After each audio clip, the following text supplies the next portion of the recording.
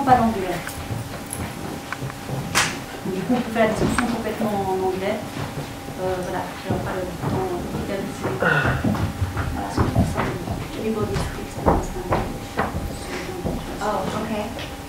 Does anyone have any questions? Thank you. Well, you know, it was my first time to Africa, so it was, you know, a really amazing experience. I mean,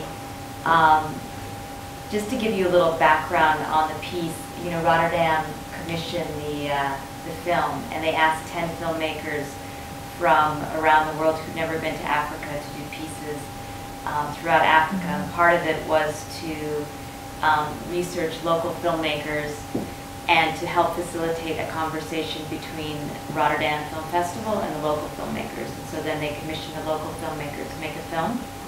So a local Ugandan filmmaker was commissioned, and then I was asked to do something as well. And so, you know, I mean, the project was, you know, one of the things that was really special about it was that it was very, very loose in terms of allowing me just to go, and there was sort of trust that, you know, I would do something that would be interesting. It wasn't like I had to go through a development process or preconceiving an idea. And so the whole point of the film for me was to go in with a very open mind without an agenda. And so it really was this process of discovery and just allowing something to unfold. And the one thing that I knew that I didn't want the film to be was a film that like focused on war or AIDS or kind of the, you know, atrocities of whatever. You know, I felt like so many of the films that you see that have to do with Africa, you know, focus on all of these really negative things. And so, you know, I knew I didn't want to do that. And so this film, you know, was something that really was just this kind of, you know, discovery for myself. So, I mean, you know, the film, I included the things that for me, you know, left the most impression and that I thought, you know, worked together in the best way. Any other questions or comments? How do you push screen the film back home? You mean in the United States or in Uganda? Yeah, both sides. It was in competition at the Los Angeles Film Festival. It's screening this upcoming weekend at the Museum of Modern Art in the documentary fortnight.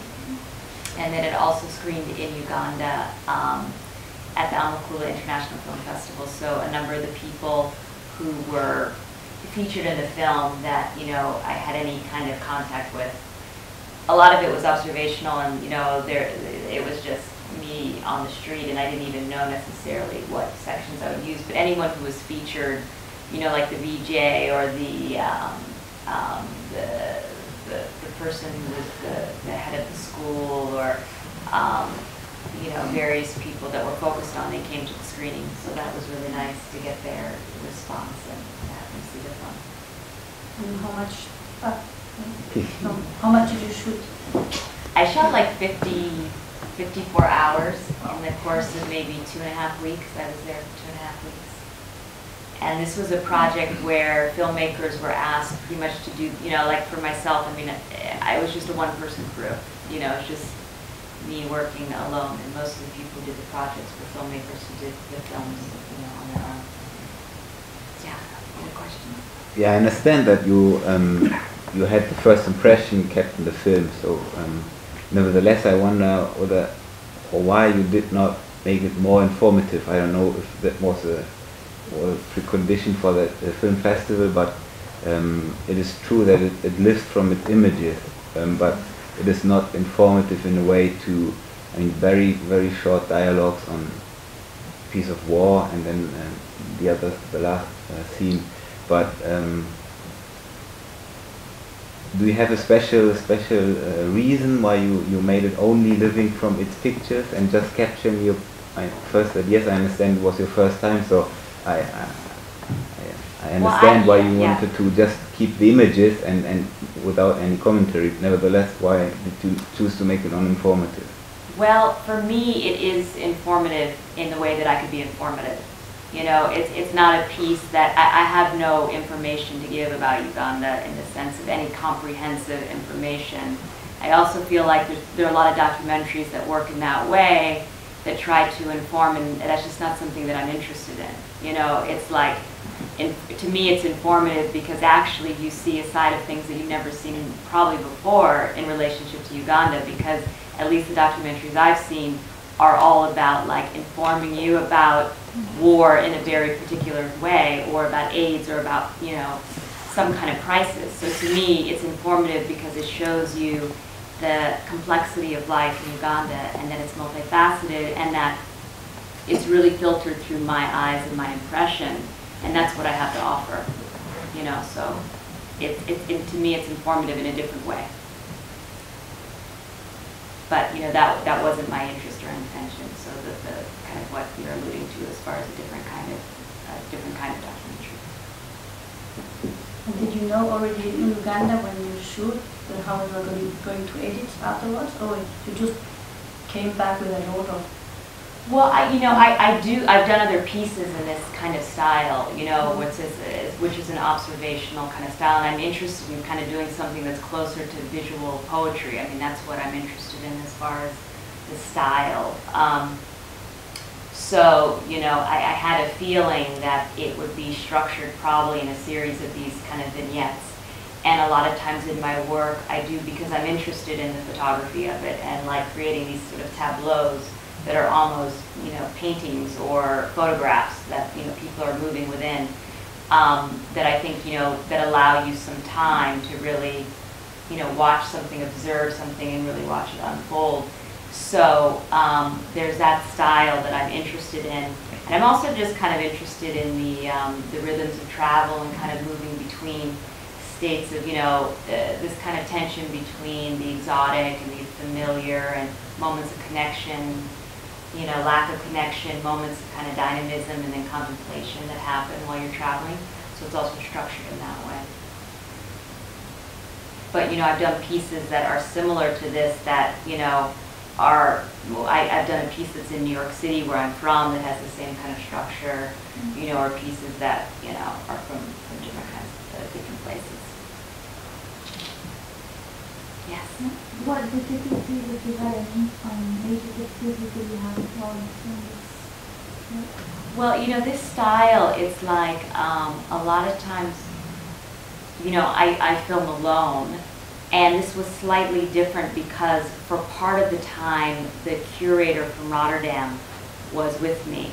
And so I had to make an adjustment because he was interested in kind of observing the filmmakers, the different filmmakers, what their process was. And so, you know, there were moments, a lot of this I was alone shooting, but there were moments where he was with me, which changed the dynamic. Because a lot of times what I'll do is I'll kind of go to a place and I'll just sort of settle in for a while, or sit someplace for a while. And one of the things I'm kind of interested in is sort of how things even change within, you know, like your interaction with someone over the course of time. And so, you know, you see in the piece that there are different moments where you'll see kind of an evolution that happens even in someone's reaction. So, you know, that experience is different when I'm alone versus if someone is standing there, you know, watching, because it was like this, you know, he's this Dutch guy. And so there were adjustments that I had to make. So there was that happened, but also then there were certain challenges. I mean, overall, you know, as a woman shooting alone, I felt quite safe. You know, overall the experience was fine. But, you know, I tried to also incorporate within the piece that there was resistance, you know, at different points in me filming, and, you know, there were for different reasons in terms of suspicions that I might be, you know, most people thought I was a journalist, and there were a lot of concerns about me, you know, appropriating people's images and maybe actually using them in a story about AIDS or something where they were completely out of context. So there was that concern. There were just people's general concerns about being filmed. There was some of it, like even I think on a more kind of cultural level, about images, you know, being sort of stolen or taken, or, you know, some, I think within Africa, a lot of, some people don't like their photograph taken, the idea of sort of the spirit being taken or something. But, so I try to incorporate some of that resistance and some of those questions, you know, within the film. Those are some of the experiences I had. Yes? have you ever shown that film in Uganda and then get reaction from people there? Yeah, I showed it at the Amakula International Film Festival in and Uganda. what was the reaction from the Well, from you know, I people? got a really great reaction. I mean, they, you know, for them, as far as it being a different style of documentary, you know, it was definitely like something that people hadn't really seen before, because they were used to sort of documentaries that were much more traditional and structure. But, you know, I mean, I got a really great response. I also did a workshop with filmmakers on this kind of style of filmmaking, observational cinema. And part of the kind of, you know, part of the challenge was this idea of seeing the familiar in a new way, you know? And so it was kind of cool because they really had not been exposed to anything like this. And, you know, we did this 2-day workshop where they kind of went out on the streets and then they filmed things and kind of, you know, I got some really good feedback that they kind of, you know, looked at their own city with fresh eyes, which was kind of the point of the workshop. Any other questions or comments? What project are you working on next? Well, I also do narrative filmmaking. So I have a piece that I'm finishing right now, which actually you guys can see online because it's being distributed by, it was commissioned by PBS, ITVS in the United States, and it's this online distribution thing. So if you go to futurestates.tv, my new film is called That Which Once Was, and it's a film that basically this commission was asking filmmakers to look into the future and deal with some issue that's some impending crisis. And so my film deals with environmental refugees. And so a lot of my work thematically, whether it's narrative or documentary, deals with different kinds of cross-cultural encounters. And so this film is about a boy from the Caribbean who's been displaced by a hurricane. It takes place in like, you know, maybe 30 years from now. And he's been displaced by a hurricane and he's in a children's shelter. And in a sense that was a little bit inspired by this film in my experience at that orphanage and that school, the conceptualization of the shelter. And then it's the other main character is an Inuk man who's from the Arctic Circle who's been displaced because the ice has melted. And he's actually an ice carver, and they both kind of meet in this sort of hostile city, and it's about this unlikely bond between these two people. So that's the next film. But if anyone's interested, we have a Facebook page or you can look at the website whereyoutakingme.com if you're interested in this or trying to follow anything else in the future. Yeah. Is there a question? Okay, well, thank you so much. I really appreciate you coming. Thank you.